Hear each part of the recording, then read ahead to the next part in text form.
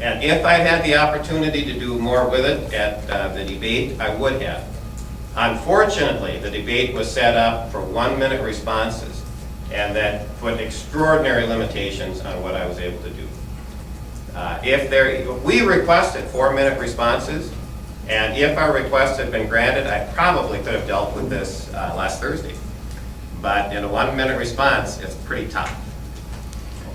So to Yes. broaden this out a bit, Excuse me? to broaden this out a bit, Sure. you're saying focusing on contracts, you don't break a contract? Yes. How do you do the things you want to do in 6 years without breaking some contracts? You do it by cutting spending. You do it by cutting spending. But those are some of those are contracts. Some of I'm not talking about any contracts. You can do it with cutting spending and taking the shackles off of free enterprise so that you have economic growth. You have to do both at the same time. And I invite you to go to the U.S. Chamber of Commerce website, which I quoted on Thursday, because small businesses there are asked, are you planning to add jobs? 80% said no. 8% said we're going to cut jobs. And they were then asked, what is preventing you from adding jobs? Number one problem cited by small business, and small business is the energy of free enterprise. Number one problem cited by small business is Obamacare, because they anticipate additional costs that are very substantial. They anticipate a lot of paperwork that's going to add to their cost. That's the number one barrier. What else do they mention?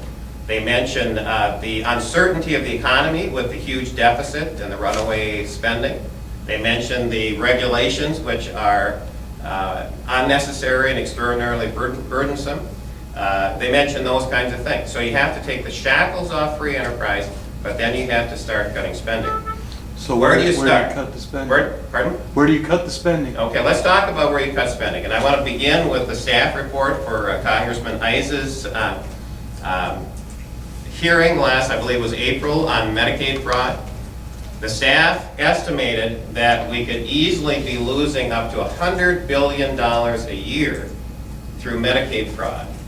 And that includes Minnesota, and neither the federal government nor the states are much interested. Okay, it's my position we have to cut spending $200 billion a year, each year. This is half of what we need to cut for the first year. Okay, we're talking real money, and the government isn't much interested.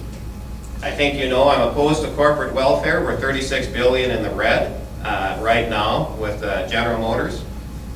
We shouldn't be trying to pick winners and losers. We have a way of picking losers, and Solyndra is another good example.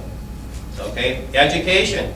I think the federal government has a legitimate role in funding education. I believe policy setting is unconstitutional.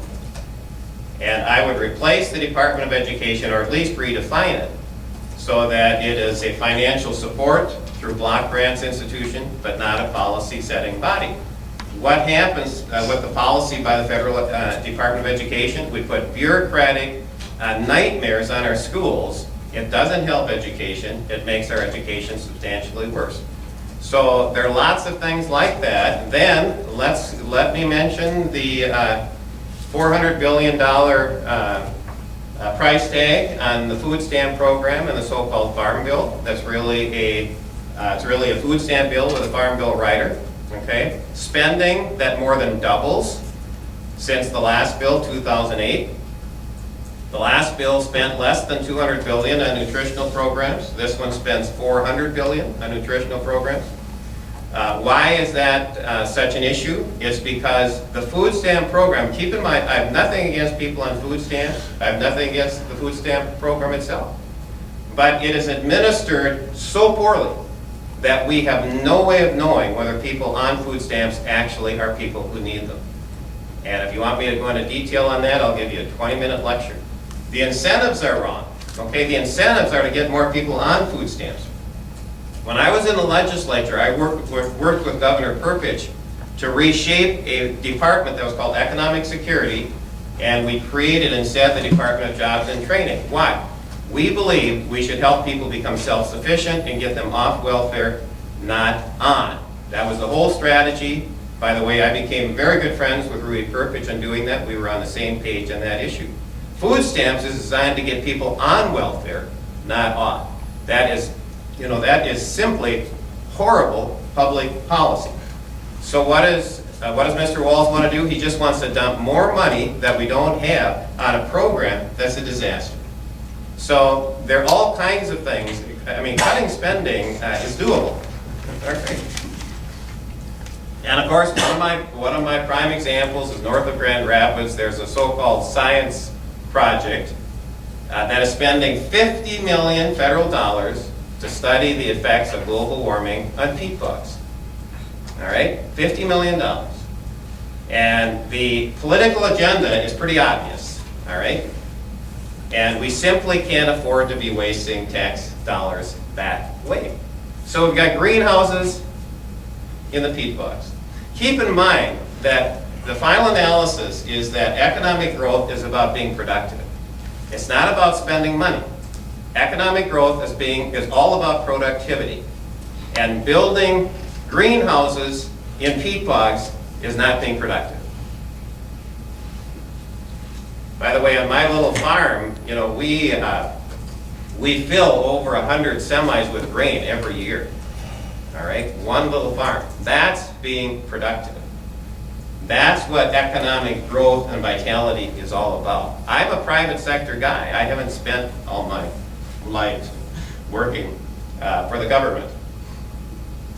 I'm going to take one more question, or have we had enough? Josh, go ahead. Well, could you maybe flesh out your answer a little bit further?